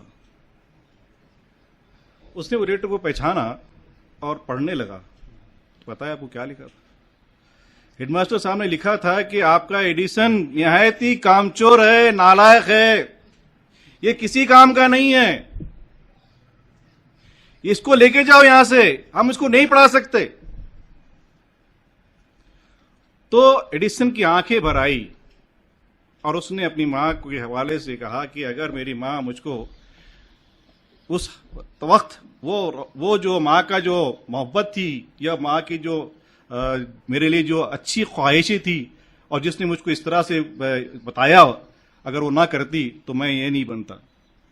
तो मैं अब आपके तमाम माँ बाप से जो अभी अवेलेबल हैं या मौजूद हैं या जो नहीं भी हैं, क्योंकि अब ये सारा हम इसको यूट्यूब पर डालेंगे तो वो लोग देखेंगे, तो मैं तमाम लोगों से कहता हूँ, अपने माँ बाप से भी कहता हूँ, भाइयों से कहता हूँ कि पहचानिए अपने बच्चों के टैलेंट को। देखिए बहुत टैलेंट भरा हुआ है, ये इतना टैलेंट, ये नई नस्ल जो देख रहे हैं ये बहुत टैलेंटेड है। हम लोग के जमाने में 2 ही 3 ही फैकल्टी होती थी, आर्ट्स, साइंस और कॉमर्स। जब बाहर निकलते थे तो साइकिल की दुकानें होती थी, साइकिल टैक्सी की, होटलें होती थी, बेकरी होती थी, कपड़े की दुकानें होती थी, किराना दुकान, और कुछ नहीं था। बेरोजगारी हमारे पास हमारे जमाने में होती थी। इसीलिए फिल्में भी जो है समाज का आईना होती है, इसलिए फिल्में भी जो है उस जमाने में बनी तो बेरोजगारी पर बनी थी। बहुत से सारी फिल्में, क्लर्क है, बेरोजगार, कितनी ही फिल्में हैं, रोटी कपड़ा और मकान। तो मैं उन तमाम माँ बाप से, उन तमाम सरपरस्तान से भी गुजारिश करूंगा कि वो अपने बच्चों के टैलेंट को जानें और उनको कदम ब कदम उनकी रहनुमाई करें। और इसी साथ मैं आप सबसे इजाजत चाहता हूं। मैं नेक ख्वाहिशात है मेरी भतीजे रिजवान के लिए, और सारे लोगों का जो आप लोग आए उसका मैं शुक्रिया अदा करता हूं। बहुत शुक्रिया। खुदा हाफिज। खालिद अंकल की गुफ्तगू सुनने के बाद ये बहुत अच्छे से समझ में आ गया कि खालिद अंकल उस्तादुल असातिज़ा हैं, जिस तरीके से तारुफ भी अभी दे रहे थे स्टेज पर। और मैं अभी सही फरमाया जी अभी इत्तेफाक से बहुत अच्छा। जी मैं डॉक्टर मीर तारिया साहब से गुजारिश करूंगा कि वो आए और इज़हार ख्याल करें। कॉन्ग्रेचुलेशंस टू रिजवान सर कि रिजवान सर एक बड़े लेवल पर अच्छे से काम कर रहे हैं अभी नीट के लिए भी। तो मैं जब से रिजवान सर से मिला हूँ, मैंने एक चीज रिजवान सर में ये देखा हूँ कि he is an energetic person. कभी ऐसा मैंने ये नहीं देखा कि रिजवान सर यार सर मैं ऐसा कर रहा वैसा कर रहा। जब भी वो मेरे पास आते हैं या मेरी उनसे मुलाकात होती है तो कभी भी मैं रिजवान सर में एक एनर्जी देखता हूँ। तो जब आपके कोच या आपके टीचर या आपके जो आपको गाइड कर रहे हैं वो अगर इस तरह के एनर्जेटिक लेवल पर है तो जाहिर सी बात है कि आप लोग भी आपको वही तरीके से वो गाइड करेंगे, सही रास्ता वो आपको बताएंगे और बराबर से आपको जो जैसा चलना चाहिए वैसा आपको चलने के लिए वो बताएंगे। तो यहाँ पे जितने भी स्टूडेंट्स हैं 10, 12 आप लोग में से डॉक्टर किसको बनना है? किसी को डॉक्टर बनना है क्या? थोड़ा हाथ ऊपर कीजिए अच्छे से। कितने लोग को डॉक्टर बनना है? अच्छा, और बाकी लोग को चलो ठीक है। तो जितने लोग को यहाँ पे जो एम अपना रखते हैं कि हम लोग डॉक्टर बनेंगे, देखिए हमारे टाइम तो सीईटी थी। उस टाइम जो है हमारे को इतना नीट लेवल पे जो अभी आज जो कंपटीशन बढ़ चुका है उतना कंपटीशन हमारे टाइम नहीं था। हमारे टाइम सिर्फ सीईटी थी। सीईटी में पर वो आज का आपका जो नीट का डर है वैसे ही हमारे टाइम में हमारा सीईटी का डर रहता था। और जैसे ही हमारे पास जो हमारे आसपास के हमारे स्टूडेंट्स थे ये थे, एक सब में एक डर का माहौल रहता था कि भाई अभी इतना कौन पढ़ेगा, किससे इतना पढ़ना होगा, ये बहुत हार्ड है, एमबीबीएस बहुत हार्ड रहता, ये बहुत हार्ड रहता, डॉक्टरी बहुत हार्ड रहती। हम सब ये सुन के हमारा जो कॉन्फिडेंस लेवल था वो है जो हमारा कॉन्फिडेंस लेवल जो लो कर दिए। तो इससे ऐसा लगा कि अभी इतने बड़े बड़े बुक्स कौन पढ़ता होगा, किसके पास इतना टाइम है। तो हमने वो कॉन्फिडेंस लेवल लो होने की वजह से उतना सीईटी में मार्क्स तो अपने हमारे उतने नहीं आए, पर ठीक है हमारा एडमिशन हो चुका। मेरा जो है तो BHMS MD हो चुका और इस वक्त मैं करंटली औरंगाबाद कॉर्पोरेशन में काम करता हूँ मेडिकल ऑफिसर। तो इसमें ऐसा है कि चलो एडमिशन तो हो चुका, हमने हमारे मेडिकल एग्जाम्स पास कर दिए, MD वगैरह भी हो गया। पर अभी इसमें ऐसा है कि अभी जब हम एक्चुअल प्रैक्टिस में आए तो वहां पे आपका फील्ड वो फील्ड आपका वो शुरू होता है।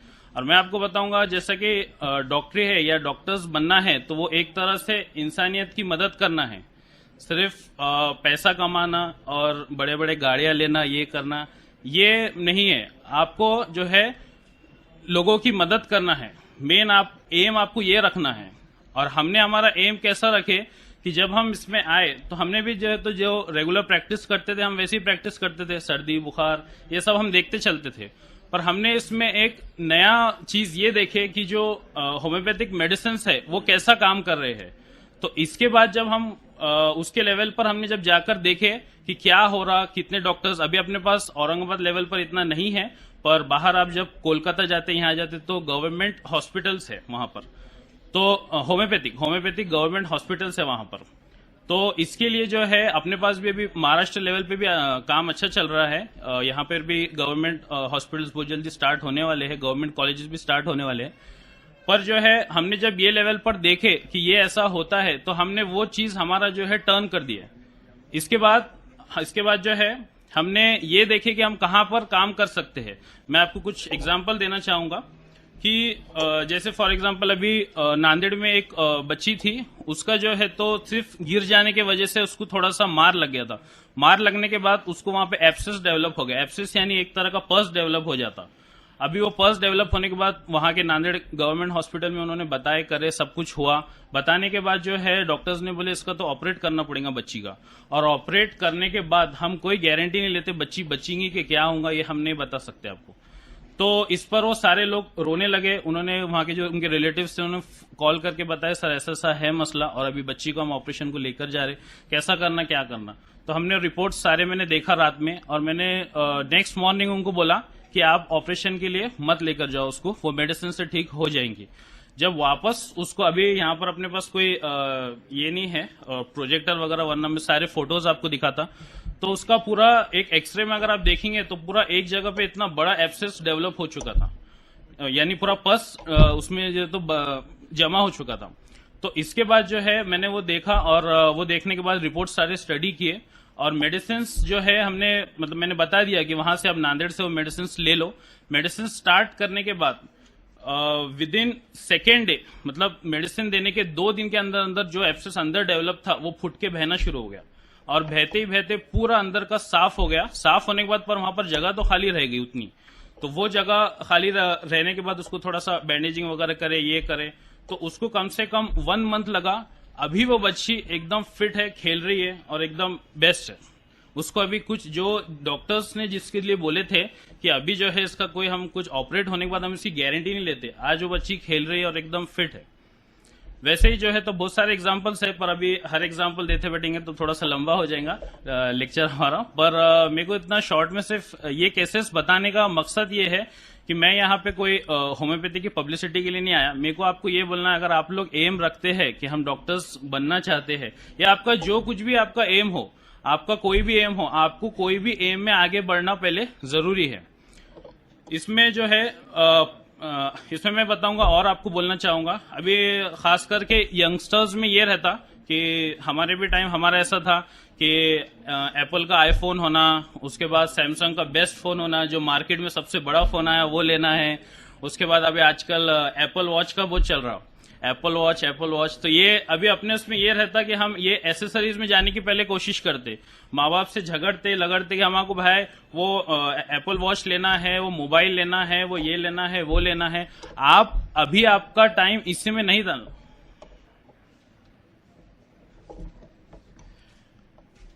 आपको जो है तो अभी इसमें आपका टाइम नहीं डालना है। अभी आपको अपना टाइम जो है स्टडीज में डालना है। अभी आपको जो है तो अपना मेन टारगेट रखना है कि आप जो कुछ, मैं जैसा आपको बताया, जो कुछ आपका एम है आप उसमें जाइए। पहले आपका जो कुछ एम है उसमें, अभी जैसा रिजवान सर है ये आपको बराबर गाइड करेंगे, जैसा मैंने स्टार्टिंग में बता दिया। तो उस तरीके से जो है आपको जो है तो अपना मेन एम रखते हुए काम करना है कि आपको किस तरीके से। अभी आप देखेंगे अगर एप्पल जो जिसका था, कौन है उसका मालिक, उसको फाउंडर कौन है एप्पल का, एप्पल कंपनी का फाउंडर कौन है, पता है किसी को? नहीं। एप्पल आईफोन तो पता होगा सबको, क्या वो भी नहीं पता? हाँ, तो उसका जो फाउंडर है या फिर माइक्रोसॉफ्ट का जो फाउंडर है, आप जिस किसी को देखेंगे आप सिर्फ उनका ड्रेसिंग स्टाइल देखिए और वो देखिए, एकदम सिंपल।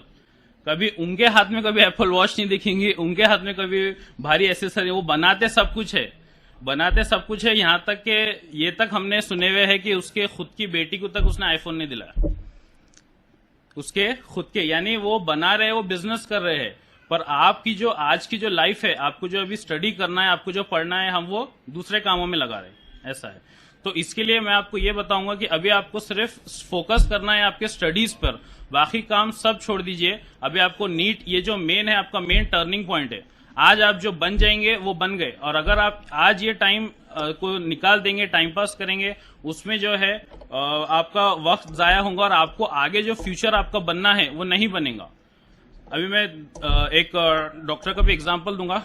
माजिद साहब पता है सबको, एपेक्स हॉस्पिटल, माजिद साहब के एक दोस्त है डॉक्टर रजस देशपांडे बोल के, तो उन्होंने एक बार उनके फेसबुक वॉल पर लिखे कि उनका मतलब थोड़ा बात करना था उनका, पर उसमें उन्होंने बताया कि जब हम हमारा एमबीबीएस चालू था तो उस टाइम जो है हम डॉक्टर्स जो है घूमने जाते थे, या जो कुछ नाइट होती थी हमारी तो हम गाड़ी लेके चाय पीने जाते थे, ये सब उन्होंने वहां पे डिस्कस किए। और उसमें एक पॉइंट उन्होंने ये बताया कि मैंने डॉक्टर माजिद को जब मैं उनके रूम में जाता था सिर्फ 2 चीज करते देखा, एक तो नमाज पढ़ते हुए और एक तो स्टडी करते हुए।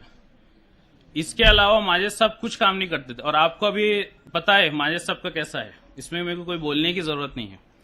तो अभी आपका जो एम है वो एम पर कायम रहिए, उस पर अच्छे से स्टडी कीजिए, उस पर टाइम डालिए। अभी आप अगर इसमें वक्त पे अब आप सही काम नहीं करते हैं तो इसके अलावा आपको जो है तो इन फ्यूचर आप बहुत जो है तो उसका लॉस आपको, ये खास करके मैं बॉयज के लिए बताऊंगा कि अगर आप सही टाइम पे अभी नहीं आपके गोल को अचीव नहीं करते हैं तो इन फ्यूचर आपको उसका बहुत प्रॉब्लम होगा। और अपने पास जैसे कि बच्चे हैं, अभी टाइम पर नीट है, इतना बड़ा है, हम कैसा सबसे ये करेंगे, कंपटीशन बहुत है, ऐसा कुछ नहीं है। इतना ऐसा कुछ भी हार्ड नहीं है। अभी मैं आपको बताता, जैसा मैंने आपको पहले ही बताया कि हम हमारे टाइम में डर जाते थे, ये हो जाता था। आज हम आपको मेडिकल की बुक लेके बैठते तो सवेरे के 5 बज जाते, हमको पता नहीं चलता किधर टाइम गया और क्या गया। तो जब आपका इंटरेस्ट रहेगा, जब आप डरेंगे नहीं, कॉन्फिडेंस लेवल आपका हाई रखिए। आप जब कॉन्फिडेंस में अगर आप फॉल हो जाएंगे तो आपका कॉन्फिडेंस फॉल होने से आप बहुत जो है तो इसका आपको आपके जिंदगी में आगे इसका बहुत नुकसान होगा। तो कॉन्फिडेंस अपना लेवल रखिए। आपका जो एम है मेडिकल में आइए, डॉक्टर्स की बहुत जरूरत है। अभी पैंडेमिक सिचुएशन चल रही है, पैंडेमिक सिचुएशन में आपको पता है कि कोविड में कैसा हो रहा। अभी कोविड में किसने सबसे ज्यादा काम किया आपको पता है, हालांकि सबने मिलके काम किए, पर डॉक्टर्स का जो रोल रहा इसमें, तो उन्होंने अपने फैमिली को नहीं देखे, उन्होंने अपने आगे के फ्यूचर को नहीं देखे। कितने डॉक्टर्स की डेथ हो गई इसमें काम करते करते, पर वो लोग ने अपना अपना काम किए और इस पैंडेमिक को कंट्रोल में लाए। पर मैं एक बात ये भी बोलना चाहूंगा, अभी इस वक्त कोविड को लेके कि अभी कोविड खत्म नहीं हुआ है, कोविड जैसे के वैसे, सिर्फ टेस्टिंग कम है। आप लोग अपना सबका ख्याल रखिए और ठीक है, चलिए। अभी हमारे 2 मेहमानों को जाना है, इसलिए हम सर्टिफिकेट्स उनके हाथ से देना चाहते हैं। मैं शारिक नक्शबंदी साहब से गुजारिश करूंगा कि वो एजुकेयर कोचिंग क्लासेस के जो टॉपर्स हैं उन्हें सर्टिफिकेट से नवाजें, जिन तलबा ने 12th में इम्तियाजी नंबरात हासिल किए हैं। मतलब बहुत ज़्यादा मायूसी होती है कि हमेशा टॉप लड़कियां ही करती हैं और पहला प्राइज़ या पहला सर्टिफिकेट लड़कियों के हिस्से में जाता है। लेकिन मैं अभी मोहम्मद मुस्तफ़ा को दावत दूंगा, जो एक मतलब नाउमीदी के दौर में एक रोशनी की किरण है एजुकेयर में। तो शारिक साहब से गुजारिश है कि मोहम्मद मुस्तफ़ा को सर्टिफिकेट से नवाजें।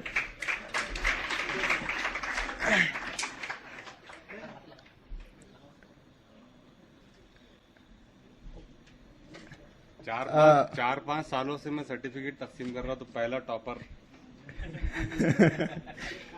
इसीलिए मैंने शारिक भाई की मौजूदगी में ये बात कही है। अब फिर से वही शगुफ्ता परवीन। खास बात ये कि दोनों बहन भाई है माशाल्लाह। इल्तिजा मसरूर,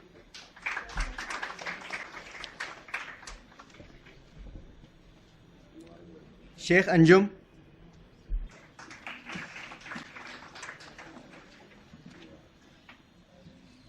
नुसरत खान,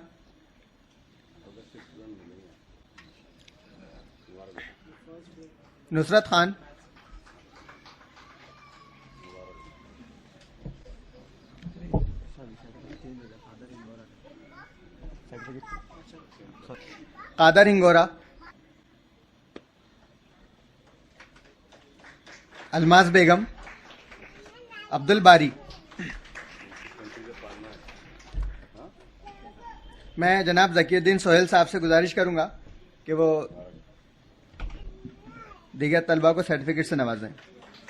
रोमाना बिन हमर, सैयद अल्ताफ,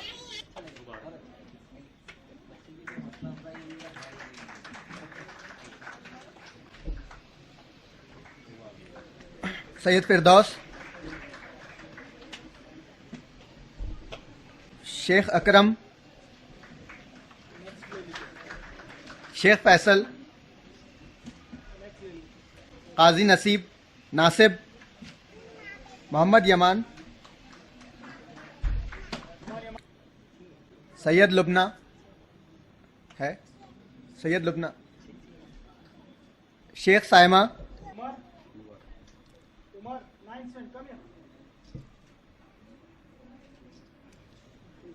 मोहम्मद फैसल,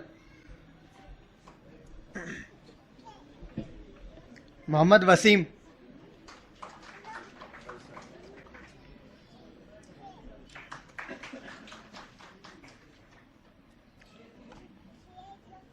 बहुत बहुत शुक्रिया सर।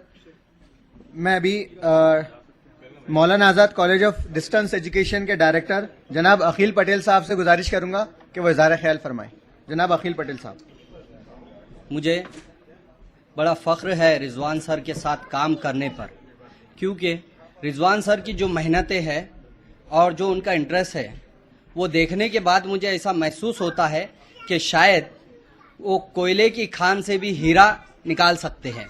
तो आप लोगों में से उन्हें हीरा तलाश करने में कोई कोई दिक्कत नहीं होगी, मुझे ऐसा महसूस होता है।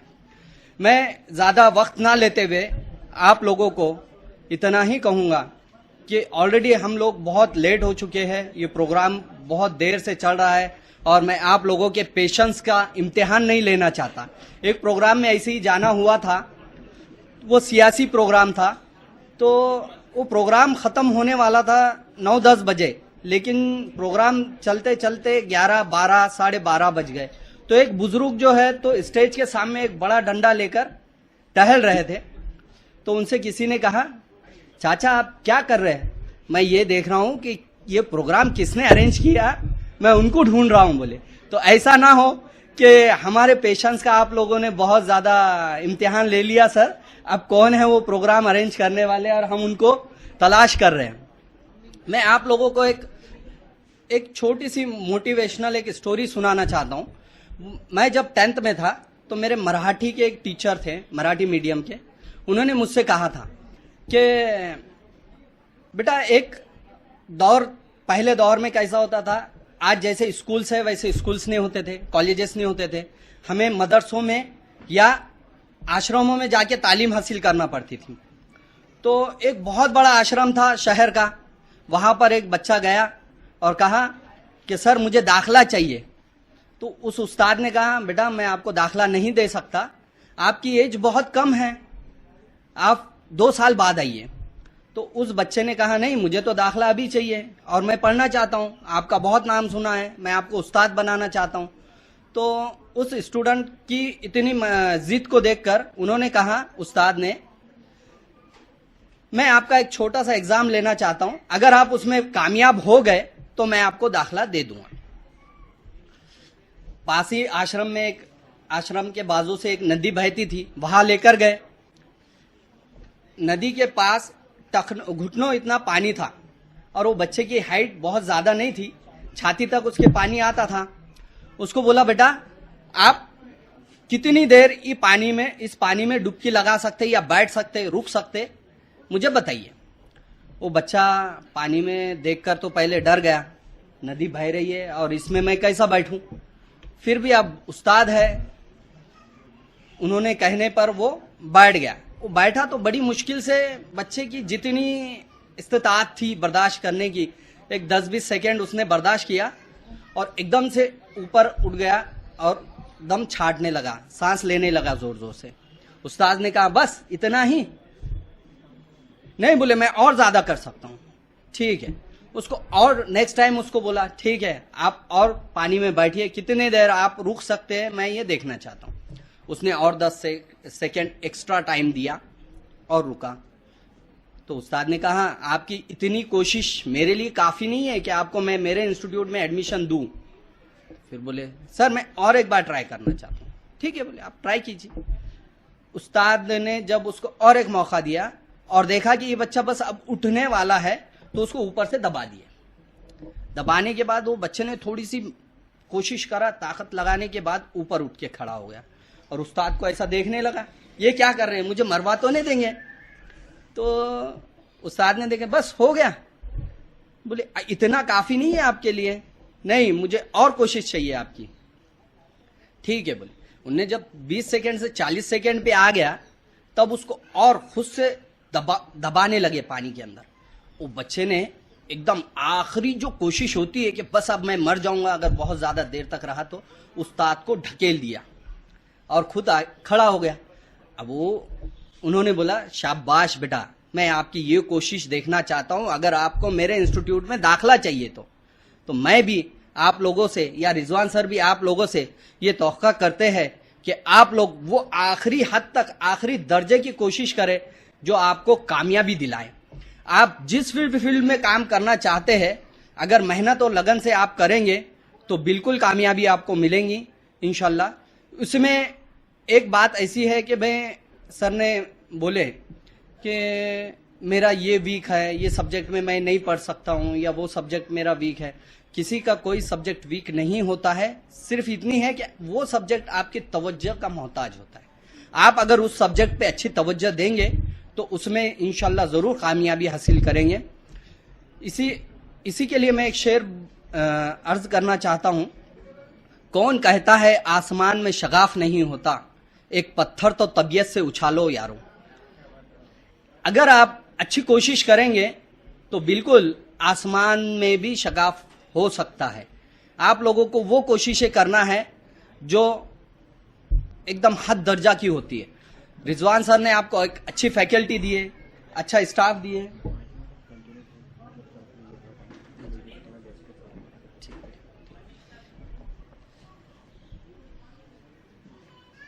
आप लोगों को रिजवान सर ने जो मौका फराहम किया है, ये बहुत बेहतरीन मौका है। यही एज है आप लोगों की जिसमें आप कुछ कर गुजर सकते, क्योंकि ये वक्त जाने के बाद आपको हासिल नहीं होगा, ये वक्त रिटर्न नहीं आएगा। क्योंकि जैसी जैसी उम्रें बढ़ती है वैसी वैसी जिम्मेदारियां भी हमारे ऊपर बढ़ जाती है। रिजवान सर ने आपको बेहतरीन स्टाफ मुहैया कराया है, एक अच्छा प्लेटफॉर्म दिया है। तो आपका ये काम है कि आप अच्छी मेहनत करें, अपनी फील्ड में अच्छा रिजल्ट दे। देखिए, किसी भी फील्ड में अगर आप अच्छी मेहनत करके काम करेंगे तो रिजल्ट डेफिनेटली बहुत अच्छा मिलेगा आपको। पढ़ाने वाले उस्ताद हर क्लास को सेम पढ़ाते हैं, लेकिन आपने ये कभी ऑब्जर्व किया है कि कुछ बच्चे टॉप होते, कुछ बच्चे टॉप नहीं कर पाते? इसका मतलब ये नहीं है कि वो उस्ताद के टीचिंग में कोई गलती रह गई। इसका मतलब ये है कि वो जो बच्चा सेकेंड या थर्ड आया उसकी थोड़ी सी कोताही रह गई, या उसने उस हद तक मेहनत नहीं किया जो उसको कामयाबी दिला सकती थी। रिजवान सर की मेहनतें और उनकी जो जुस्तजू है वो देखकर मुझे 10 साल पहले जो मैं किया करता था इस फील्ड में आने के पहले वो याद आता है। रिजवान सर को जब मैंने देखा 3 महीने पहले कि सर से मेरी मुलाकात हुई तो समझ में आया, नहीं, सर का जो जुस्तजू है स्टूडेंट्स की फलाह व बहबूदी के लिए। क्योंकि एक स्टेज होता है, उसी स्टेज पे इंस्टीट्यूट अगर किसी स्टूडेंट का फायदा पहुंचाने के लिए कोशिश करता है तो ही फायदा पहुंच सकता है स्टूडेंट्स को। आजकल तो जो बड़े बड़े कोचिंग्स है ये सब कमर्शियल हो गए।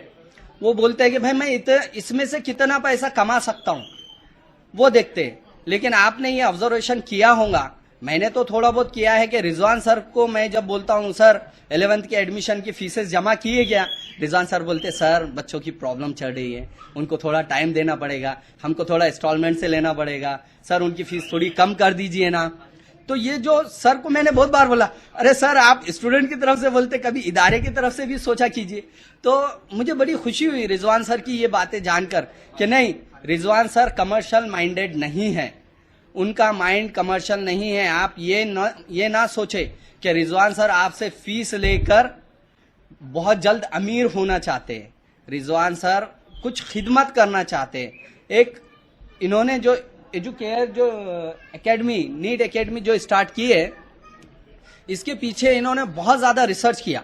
मुझसे जब डिस्कशन होता है सर का, तो सर ने मुझे बताया कि सर यहाँ से हमको कुछ हायर करना है, वहाँ से हायर करना है, स्टूडेंट्स को हमको अच्छे से अच्छी क्वालिटी देना है, हमारी बुनियाद है, पहली बैच है, दूसरी बैच है, अगर हम अच्छा रिजल्ट दे सकेंगे तो कौम में कुछ अच्छे हुनर बच्चे भी मिल सकेंगे हमें, इनके हुनर को हमको तराशना है। तो मैं बोला सर आप ये बात बहुत सही कर रहे हैं, लेकिन किसी इदारे को रन करने के लिए फाइनेंशियल सपोर्ट भी लगता है। तो फाइनेंशियल सपोर्ट कौन कर सकता है? अब पेरेंट्स तो वो जहां तक पेरेंट्स ने करना चाहिए था उन्होंने किया, लेकिन आज की डेट में आप लोगों की मदद की सर को बहुत जरूरत है। फाइनेंशियल कैसी? आप आपके इंस्टॉलमेंट टाइम पे दीजिए ताकि टीचर्स की सैलरी टाइम पे हो सके। रिजवान सर के ऊपर किसी टीचर्स ने ये नहीं बोलना चाहिए सर मेरा 2 महीने का सैलरी रह गया है, आप थोड़ा सा देखिए ना, ये नौबत ना आने पाए। क्योंकि जब उनके स्टाफ की सैलरीज और एक्सपेंसेस अच्छे से निकलेंगे तब वो भी आपको दिल लगाकर अच्छे से पढ़ा सकेंगे। दूसरी बात, जब मैंने मेरा इदारा 10 साल पहले स्टार्ट किया था, आज अल्हम्दुलिल्लाह इसमें 4 ITI के ट्रेड है मेरे, पहली से 10वीं तक 2 स्कूल है, 2 जूनियर कॉलेज है और डिस्टेंस एजुकेशन के 3 सेंटर अलग अलग शहरों में चलते हैं। तो शायद मैं जो देख रहा हूं कि रिजवान सर को, मैं जो रिजवान सर में अपना पुराना दौर देख रहा हूँ कि रिजवान सर ने जो पहले जो मैंने मेहनत की है वो मेहनतें आज रिजवान सर कर रहे हैं। तो मैं रिजवान सर के लिए नेक ख्वाहिशात रखता हूँ कि रिजवान सर इससे बेटर और बहुत अच्छा करे। मुझे ऐसा लग रहा है कि मैं आप लोगों को बोर कर रहा हूँ और बहुत ज्यादा टाइम ले चुका हूँ आपका। इतना कहकर मैं अपनी जगह लेता हूँ। Thank you. मैं डॉक्टर मीर तारिक साहब से गुजारिश करूंगा कि वो इन तलबा को सर्टिफिकेट से नवाजें। काजी नोमान, मिर्जा हंजला, मोहम्मद अब्दुल अजीज, सैयद मेराज,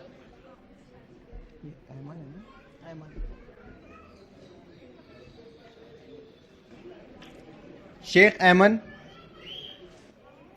शेख रेहान,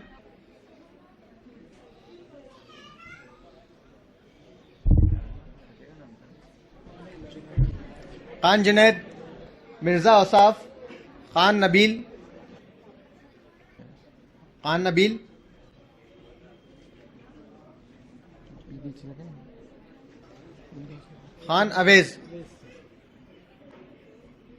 बहुत शुक्रिया सर। मैं जनाब अकील पटेल साहब से गुजारिश करूंगा कि वह तलबा को सर्टिफिकेट से नवाजें। पठान एहजम है, शेख जैद, शेख समी, शेख शीरीन ना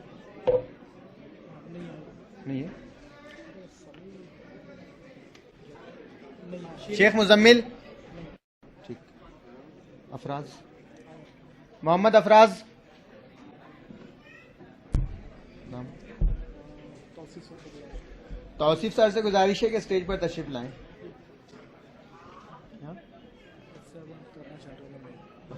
अफशीन तरन्नुम, सैयद सईद, मोहम्मद निहाल,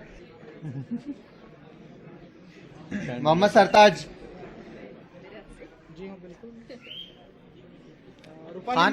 खान अमरीन,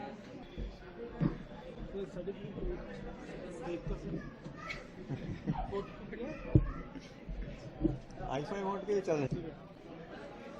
ओके, जिन्होंने सबके लिए सर्टिफिकेट्स दिए, जो सबके लिए एफर्ट्स देते हैं, उन्हीं का इस्तकबाल नहीं है ना? तो क्या आपको ऐसा फील होता है कि रिजवान सर का इस्तकबाल करने चाहिए? नहीं, नहीं, आवाज नहीं आ रही। नहीं, मुझे ऐसा लग रहा है नहीं करने चाहिए, ऐसा बोल रहे। हाँ, तो मैं रिजवान सर का, पूरी एकेडमी का अपनी तरफ से और डॉक्टर साहब के साथ में मिलकर इस्तकबाल करना चाहता हूं। देखिए, जैसी रिजवान सर के इस्तकबाल की बात हुई, इसे कहते हैं दिल से, ये हमने चाहना और वो हो जाना।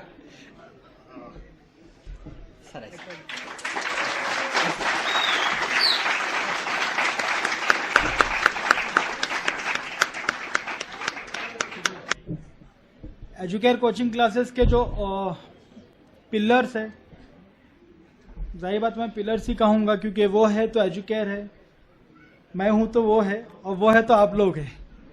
तो उनका भी एक इस्तकबाल ज़्यादा बड़ा नहीं है, इंशाल्लाह फेयरवेल भी रहेगा सून।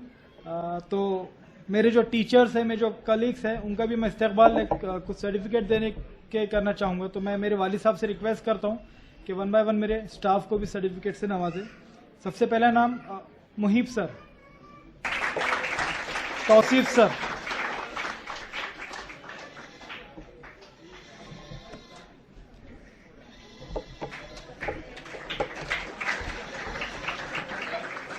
सैफ सर,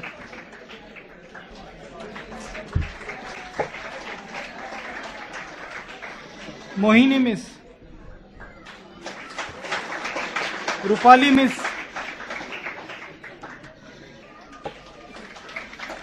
वैशाली मिस,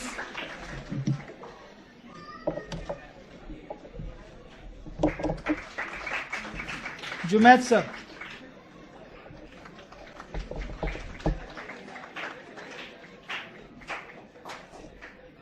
ठीक। Last but not the least, हर बार की तरह वही जो आखिरी में 2 मिनट लेते हैं, वोट ऑफ थैंक्स शुक्रिया अदा करने के लिए। तो मैं 9th की student, 10th, 11th, 12th, I think 8th standard also, 5 साल से जो मेरी स्टूडेंट रह चुकी है शगुफ्ता, और इंशाल्लाह आगे भी रहेंगी, शगुफ्ता परवीन को दावत देना चाहूँगा कि वो आए और वोट ऑफ थैंक्स यहाँ पे बोलें। A warm and graceful afternoon to the most valued honorable chief guests, respected teachers, parents and my dear friends. It's my privilege to propose a vote of thanks speech. I, Shagufta Parveen, of behalf of Educare coaching classes, first of all I'll extend my most sincere thanks Almighty Allah for making today's event resounding success. Today's event, I thank our chief guests who spared time from their busiest schedule to grace the occasion. Once a great man said, feeling thankfulness and not expressing it, it's like wrapping a gift and not giving. So thank you so much for making this event successful. Thank you so much. Already हमारी NEET का class start हो चुका है, but जो students freshers या repeaters admission लेना चाहते हैं तो न्यू बैच हम लोग मंडे से स्टार्ट कर रहे हैं। सेम टाइमिंग फ्रॉम 2 PM, दोपहर में 2 बजे से शाम में 5:30 बजे तक क्लासेस रहेंगी। डायरेक्टली मुझसे कांटेक्ट कर सकते हैं। लास्ट, मैं आप सभी का, जितने यहाँ पे मेरे स्टूडेंट्स हैं, पेरेंट्स हैं, सभी का शुक्रिया अदा करना चाहूँगा कि वो अपने कीमती वक्त निकाल के इस प्रोग्राम को अटेंड किए। ख़ासतौर से मेरे स्टाफ का, आज 2-3 टीचर्स का मेरे पेपर्स भी था, कुछ टीचर्स को इन्विजिलेशन भी मिला था, लेकिन वो सब छोड़ के यहाँ पे पेपर दे के आए हैं, पेपर छोड़े नहीं, तो सब पेपर वगैरह दे के लेट आए, लेकिन इस प्रोग्राम को कंडक्ट किए। Thank you so much. जो स्टूडेंट्स को नीट की क्लास देखना है, फोटो सेशन के बाद ऊपर के रास्ते से आप नीट क्लास ऊपर देख सकते हैं। सबसे पहले मैं सारे गर्ल्स को बुलाना चाहूँगा एक फोटो सेशन के लिए, then after that 12th standard boys, then 10th standard. Thank you.